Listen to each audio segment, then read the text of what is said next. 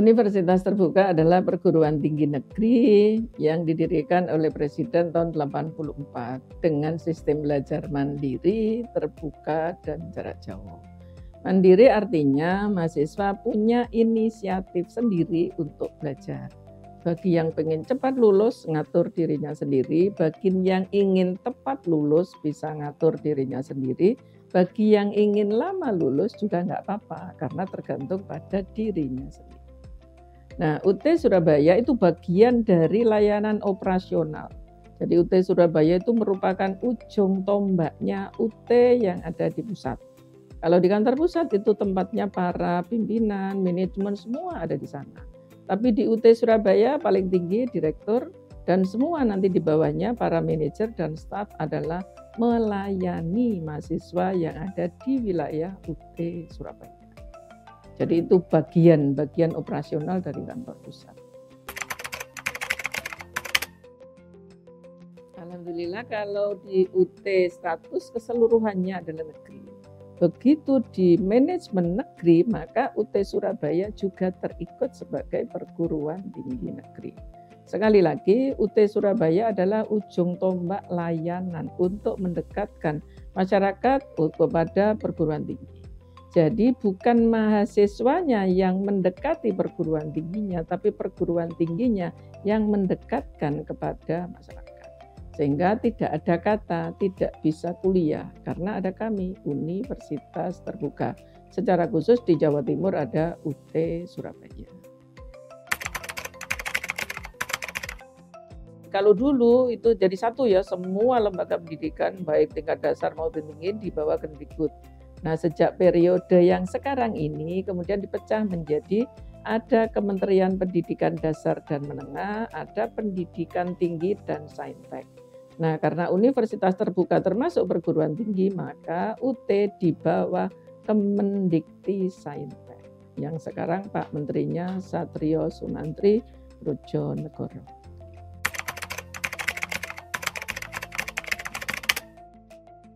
Ya, alhamdulillah kalau UT Surabaya karena bagian dari UT Pusat, di UT Pusat ada Fakultas Ekonomi Bisnis, ada Fakultas Sains Teknologi, ada Fakultas Keguruan Ilmu Pendidikan, ada Fakultas Hukum Ilmu Sosial Politik.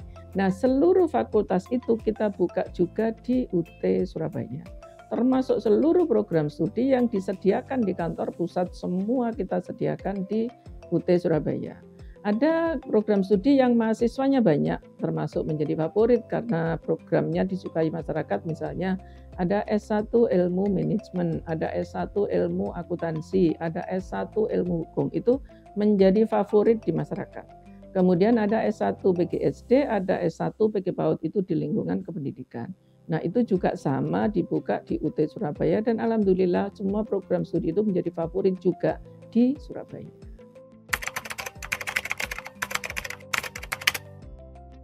Kami membuka program diploma, tinggal 2 sekarang, ada D3 perpajakan, ada D4 kearsipan. Tapi perpajakan ini sudah kita siapin juga untuk S1 perpajakan, sehingga ada kemungkinan untuk yang D3 perpajakan nanti suatu saat jika nggak diperlukan akan ditutup. Karena UT sudah menjadi PTNBH, sehingga buka tutup program studi itu sudah menjadi kewenangannya UT di bawah Majelis Wali Amanah. Kemudian ada program S1, ada program S2, ada program S3. Kami sudah punya 2 program studi S3 yang didirikan sejak tahun 2019 sampai sekarang. Dan alhamdulillah di Surabaya sudah ada alumninya, yakni Pak Wali Kota Madiun, Bapak Dr. Andes Haji Maidi SH MM MPD. Itu doktor pertama di UT Surabaya, termasuk juga di UT Pusat. Nah, itu untuk program S2-nya kami sudah punya 9 program studi, yang terbaru S2 PG PAUD dan S2 Ilmu Hukum. Nah, untuk yang lama-lama ada S2 Magister Manajemen, ada 3, ada SDM, ada pemasaran, ada keuangan. Jadi masyarakat boleh memilih. Kalau nanti masuk Magister Manajemen ada 3 pilihan. Ada sumber daya manusia, ada keuangan, ada pemasaran. Kemudian ada Magister Administrasi Publik. Administrasi publik kaitannya dengan kebijakan umum. Ini mungkin yang agak leluasa bagi para petinggi juga boleh, para pemerhati politik juga boleh. Kemudian ada S2 studi lingkungan. Nah, untuk yang pendidikan kami punya pendidikan bahasa Inggris, pendidikan dasar, pendidikan anak usia dini, dan pendidikan matematika. Jadi para guru bisa memasuki program studi yang sudah disiapkan oleh Universitas Terbuka termasuk di UT Surabaya. Selain itu kami punya S2 perikanan, jadi kelautan bidang minat perikanan. Meskipun peminatnya enggak terlalu banyak, tapi tetap kita buka karena masih ada masyarakat yang memerlukannya. Nah, itu prodi yang ada di UT Surabaya. Sekali lagi, semua yang ada di kantor pusat, yang diizinkan di pusat, semua kita buka di UT Surabaya.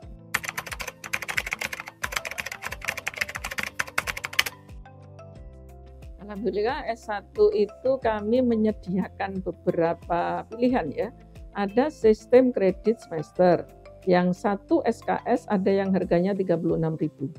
Jadi manajemen itu satu SKS hanya 36.000. Jadi kalau satu semester ngambil 20 SKS, 20 kali 36.000. Jadi satu semester hanya bayar 720.000, tapi belum termasuk bahan ajar. Nah, kami menyediakan juga yang praktis, yakni sistem paket semester. Kalau sistem paket semester ini harga 1.300.000 sudah termasuk bukunya. Jadi buku sudah disediakan oleh UT. Nah, bedanya UT dengan perguruan tinggi lain gitu. UT ini kan belajar jarak jauh. Begitu kami buka program studi, kami harus menyediakan bahan ajarnya.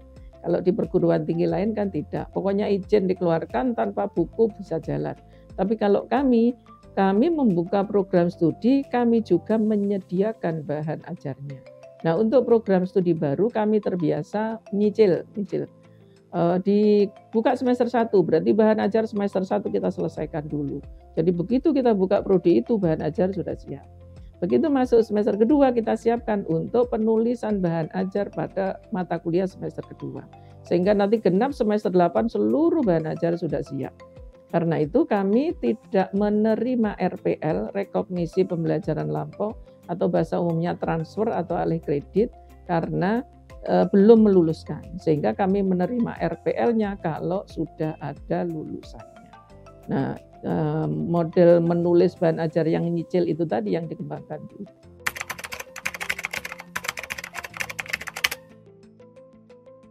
Kami membuka pendaftaran mahasiswa baru untuk periode 2024-2025 genap ini dibuka sejak bulan November kemarin. Dan insya Allah akan berlangsung sampai dengan bulan Februari 2025. Jadi itu masa pendaftaran. Nah, kami terbiasa karena ini belajar jarak jauh, nomor HP dan alamat email menjadi pokok bagi kami. Karena kami kan tidak mewajibkan mahasiswa bertemu. Jadi mahasiswa ingin ketemu boleh, tidak ketemu satu semester sekalipun nggak apa-apa. Tapi kami tetap harus berkomunikasi karena anak-anak tetap perlu dibimbing. Jadi model mandiri yang kita terapkan di UT adalah model belajar mandiri yang terbimbing. Karena kami meyakini kalau orang sering diingatkan, itu nanti akan ingat, oh iya, saya jadi mahasiswa UT, saya harus mengerjakan tugas, saya harus belajar. Kapan waktu saya ujian? Karena kesibukan yang sangat luar biasa. Karena rata-rata mahasiswa UT itu bekerja. Jadi misalnya seperti kemarin ada orientasi studi mahasiswa baru. Kita tanya, siapa yang belum bekerja? Dari 350 orang itu, yang tunjuk tangan tidak bekerja hanya 11 orang. Pertanyaan selanjutnya, kira-kira semester depan Anda sudah bekerja atau belum? Pasti sudah, Bu. Karena kami memilih UT sifatnya fleksibel, bisa sambil bekerja, bisa sambil kuliah. Nah, masyarakat ditunggu pendaftarannya karena sedang kita buka, insya Allah nanti sampai dengan Januari 2025 untuk yang RPL, sampai dengan Februari 2025 untuk yang non-RPL atau lulusan SLTA murni. Jadi kalau cara pendaftaran, kami membuka pendaftaran online dan offline, tapi sekarang ini kita online kan semua. Tapi bagi masyarakat yang misalnya bahasanya gaptek ya, gap teknologi, nggak terlalu canggih teknologi, kami tetap membantu mereka untuk pendaftaran. Nah, konsultasinya bisa online, bisa offline. Ini yang kita buka. Karena kami buka kantor layanan yang sekarang masih di kampus CUNER. Insya Allah Januari 2025 kami nanti akan pindah di Merungkut. Nah, itu tempat kantor layanan kami. Nah, buka pendaftaran online-nya tinggal masuk saja aplikasi, kami sudah menyediakan ada barcode, tinggal scan barcode-nya saja, nanti di situ sudah ada link pendaftaran. Misalnya kalau mau ngetik boleh admisi tanda hubung sia.ut.ac.id. Nah, dari situ nanti akan muncul data. Jadi harus mengajukan data dulu, namanya siapa, tempat tanggal lahir di mana, nama orang tuanya siapa, nomor KTP berapa, itu nanti ada.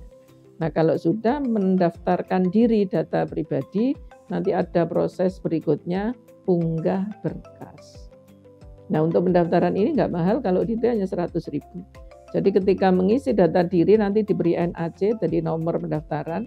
Setelah itu bayar 100.000 untuk uang pendaftarannya, kemudian unggah berkasnya. Nah, nanti di situ diminta scan dalam bentuk PDF. Yang pertama ada KTP. Karena sekarang ada penomoran ijazah nasional, maka kami mewajibkan persyaratan itu ada KTP.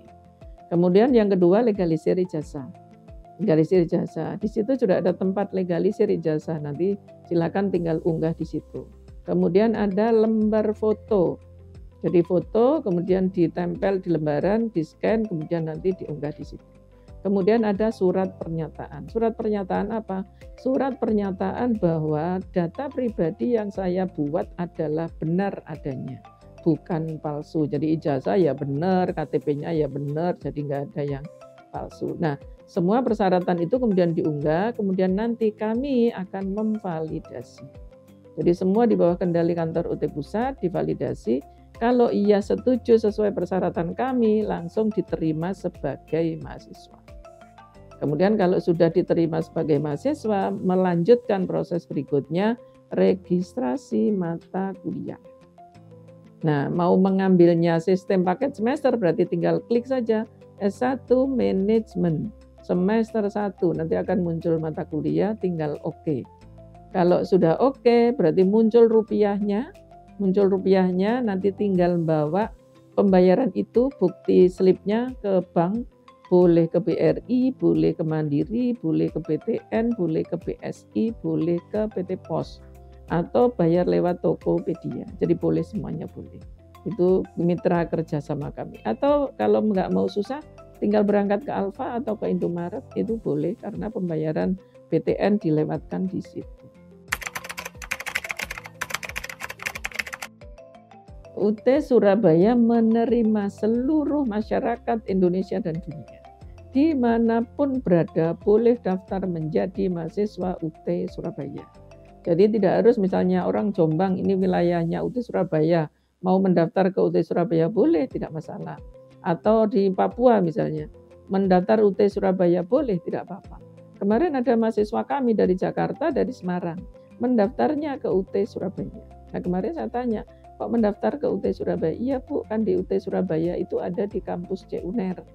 Karena saya bermimpi kuliah UNER. Nah sekarang keturutan kuliah UT karena ujiannya di UNER. Nah mudah-mudahan masyarakat yang demikian dimanapun berada silakan mendaftar ke UT Surabaya. Karena kami tidak membatasi dimanapun Anda berada. Di luar negeri juga boleh. Jadi kalau misalnya ada teman-teman yang berminat bekerja di luar negeri, di Hong Kong, di Taiwan, di Jepang, mendaftar ke UT Surabaya, dipersilakan. Tapi sebelum berangkat ya mendaftarnya. Jadi sebelum berangkat ke sana jadi mahasiswa dulu. Yang pasti UT itu terbuka ya, terbuka. Nomor 1 terbuka. Siapapun boleh kuliah. Usia berapapun, dimanapun berada boleh kuliah. Itu yang pertama. Yang kedua, kami fleksibel. Dimanapun berada bisa belajar. Jadi mau di dalam kamar bisa belajar karena bukunya sudah disediakan UT. Atau ketika jalan-jalan ke alun-alun bisa belajar karena tidak harus membawa buku. Karena aplikasinya bisa dipasang di HP sehingga bahan belajarnya bisa dipelajari tanpa harus membawa buku cetakan. Kadang-kadang anak muda kan gengsi ya bawa buku ya. Nah, sekarang yang dibawa HP terus, nah itu bisa belajar. Nah fleksibilitas seperti ini itu ada di UT Surabaya. Termasuk nanti kalau misalnya ujian, ini kan masa ujian online sekarang ini. Nah pada saat ujian online saya tidak bisa karena saya bekerja. Nah tinggal lapor saja ke kami bahwa tanggal sekian yang jadwal kami belajar kami nggak bisa datang. Boleh kami minta digeser ke hari lain. Nah itu boleh. Termasuk kemarin ada dari Jombang itu ada 23 orang yang pada hari ujian dia mengikuti pendidikan pelatihan di lembaganya. Saya tinggal sampaikan, silakan bersurat kepada kami, lampiri surat itu sehingga kami akan menggeser ujian itu menjadi ujian online live proctoring atau ujian online remote proctoring. Jadi fleksibilitasnya tinggi. Nah di UT itu pendaftaran kan murah ya. Misalnya 100.000 untuk S1, 750.000 untuk S2, ini sudah berhak untuk TPA, untuk TOEFL, untuk tes kompetensi. Untuk S3 uang pendaftarannya 1 juta. Kami tidak membebankan uang gedung kepada mahasiswa, karena pada intinya kami tidak perlu gedung. Kalau diperlukan ada pertemuan, perlu gedung, kami sepenuhnya yang akan menanggung biaya sewa itu.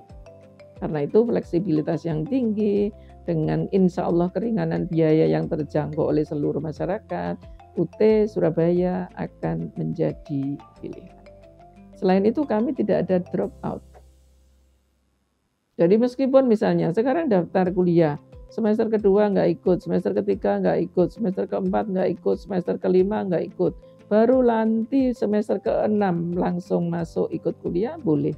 Jadi mata kuliah yang pernah ditempuh tidak akan kami hilangkan, mata kuliahnya tetap jalan dan dia tidak akan dibebani bayar UKT meskipun dia cuti, istilahnya cuti kuliah.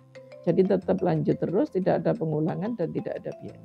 Karena prinsip kami, mahasiswa yang meregistrasi membayar itulah yang kami layani.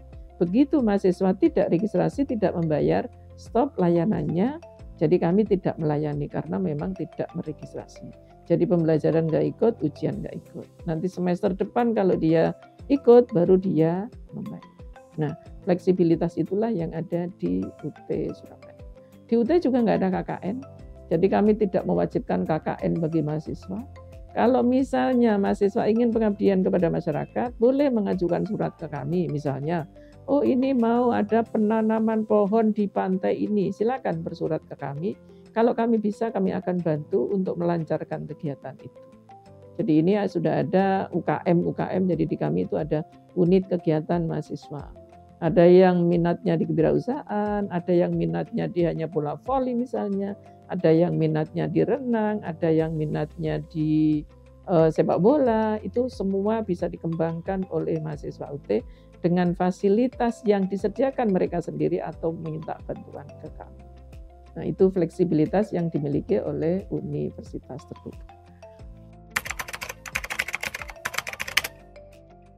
Alhamdulillah UT Surabaya itu bagian dari UT Pusat, merupakan layanan operasional. Karena itu kami kalau misalnya ada akreditasi luar negeri, karena kita sudah punya 4 prodi yang terakreditasi internasional, itu kami juga ikut mendukung karena kami juga ada asesmennya.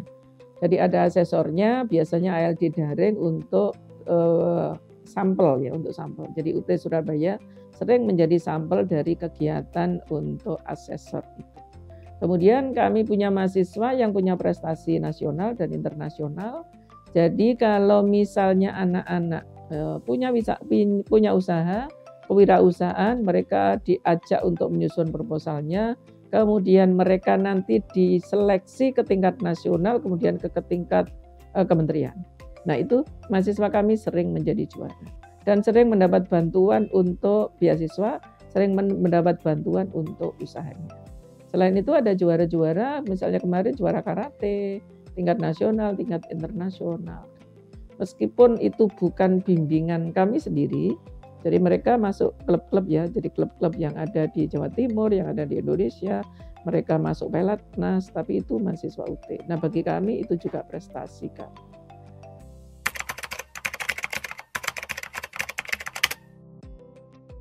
Perguruan tinggi atau ada istilah yang sering muncul di masyarakat. Belajar jarak jauh dan kelas jauh. Kalau UT ini belajar jarak jauh. Sebetulnya pertemuan Sabtu Minggu tidak wajib bagi kami. Tapi karena mahasiswa memerlukan pertemuan Sabtu Minggu, kegiatan itu kami adakan. Sehingga ada kesan UT kuliah Sabtu Minggu, sebetulnya tidak. Sebetulnya kuliahnya UT tiap hari, bukan Sabtu Minggu saja. Sabtu Minggu itu adalah wahana bertemunya para pembimbing dengan para mahasiswa. Jadi kalau ada mahasiswa kesulitan, silakan berkumpul untuk membahas masalah-masalah. Karena mahasiswa UT sebagian besar bekerja, maka sering kegiatannya dilaksanakan Sabtu Minggu. Jadi UT bukan kelas Sabtu Minggu. Ya, jadi kalau misalnya, Bu, kami bertemu Senin Selasa, kalau Anda bisa silakan.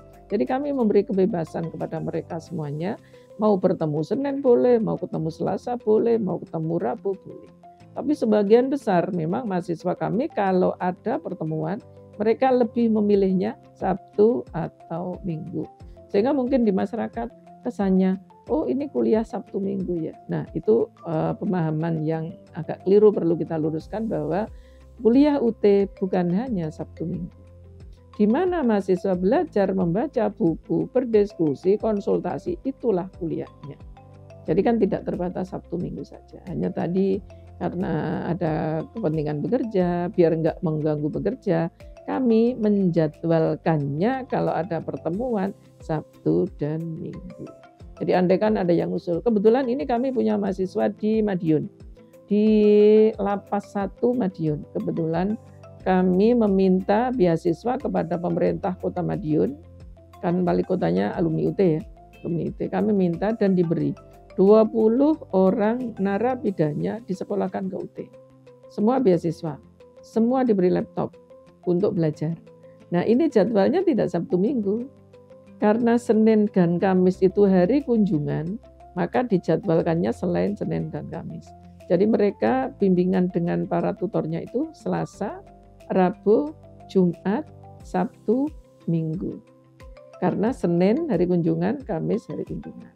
Andai kan nanti mereka memilih, mereka pasti memilih, Bu ini kan hari kunjungan ya, itu hari bahagia bagi kami. Jangan kami diganggu karena kuliah. Karena itu kami menjadwalkannya yang sudah 3 semester ini, kami jadwalkannya Selasa, Rabu, Jumat, Sabtu. Nah kemarin kami minta, Bu Sabtu jangan dipasang jadwal ya, karena apa? Kami ingin istirahat, katanya begitu, makanya kita turun.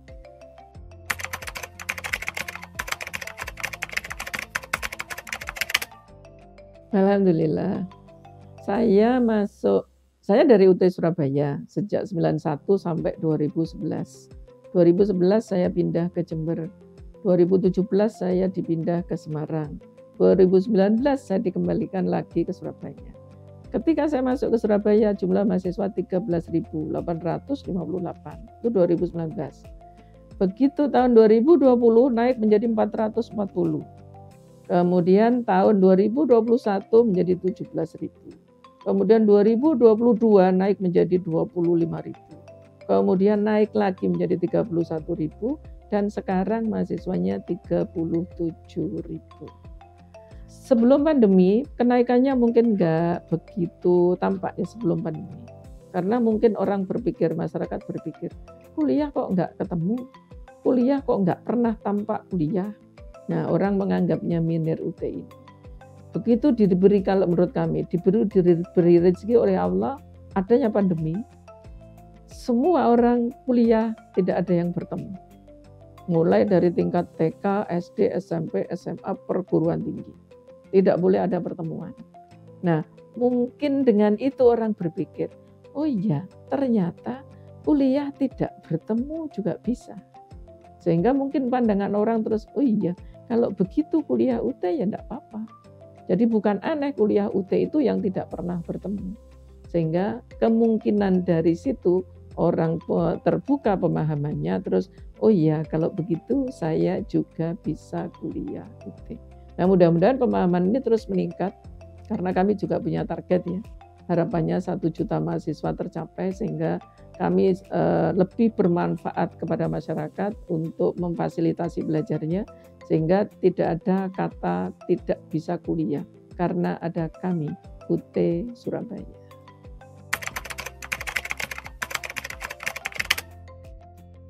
Alhamdulillah banyak sekali ya, banyak sekali kalau dihitung. Banyak sekali karena yang sekarang menjadi Kepala Staf Kepresidenan, yang dulu ya kemarin Pak Jenderal Muldoko itu alumni UT, kemudian Pak Wiranto, Pak Jenderal Wiranto itu alumni UT, kemudian Bu Ani Yudhoyono almarhum itu alumni UT, kemudian Bu Muryati Sudibyo itu juga alumni UT, Pak Andika itu juga alumni UT, kemudian ada penyanyi Cica Kuswoyo kemarin sudah di wisuda, sudah lulus, kemudian ada Tinatun yang terkenal dengan bulu-bulu itu juga alumni UT, kemudian Angga yang anak muda artis itu juga alumni UT, Ray Bayang juga alumni UT. Dan alhamdulillah tidak sedikit para artis, para aktivis yang kuliah di UT. Karena UT memang memfasilitasi. Di Jawa Timur kami punya andalan, Wali Kota Madiun yang sekarang terpilih lagi itu juga alumni UT. Gelar doktor pertamanya itu dari UT.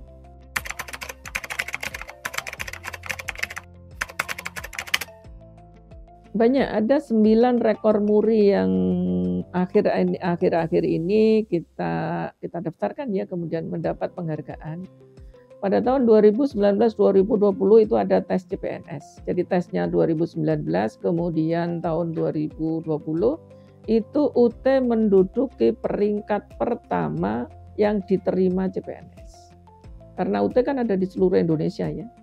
Jadi begitu ada formasi CPNS, para alumni kami ikut, kalau bahasa lombanya bertanding ya, ikut mengikuti seleksi CPNS itu. Dan alhamdulillah UT peringkat 1. Baru peringkat keduanya UGM, peringkat ketiga dan seterusnya baru perguruan tinggi yang lain. Artinya apa?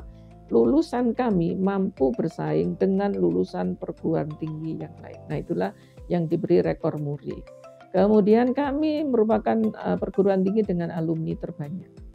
Hampir 2 juta alumni kami yang tersebar di seluruh Indonesia dan dunia.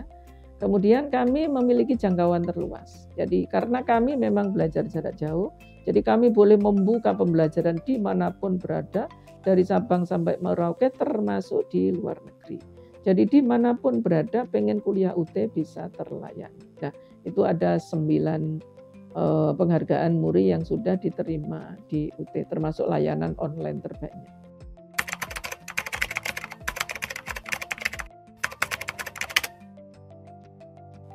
Kami sedang mengembangkan learning management system. Jadi semua dikomandani oleh kantor pusat.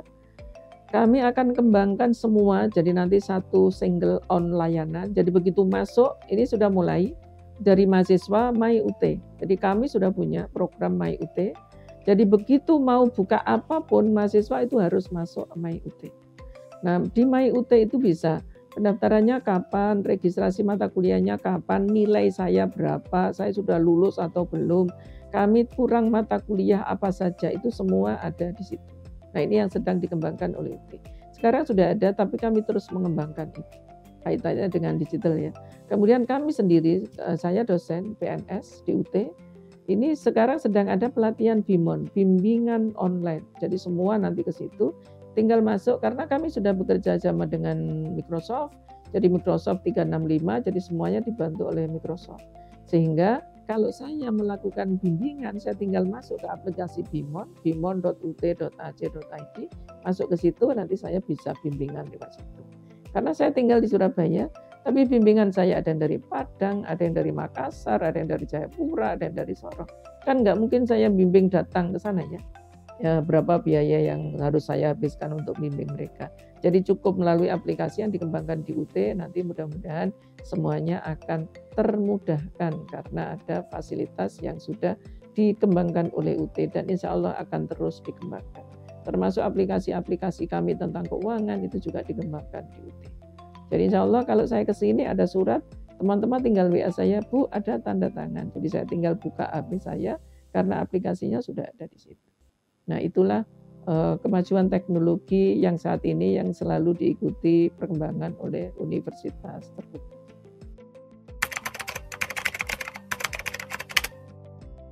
Karena UT fleksibel, karena UT berkualitas, karena UT tempat belajar, UT tidak menjual ijazah, tapi UT memberikan ijazah kepada orang yang sudah punya prestasi, mampu melampaui semester per semester yang sudah dilampaui. tidak ada kata tidak kuliah di UT Surabaya.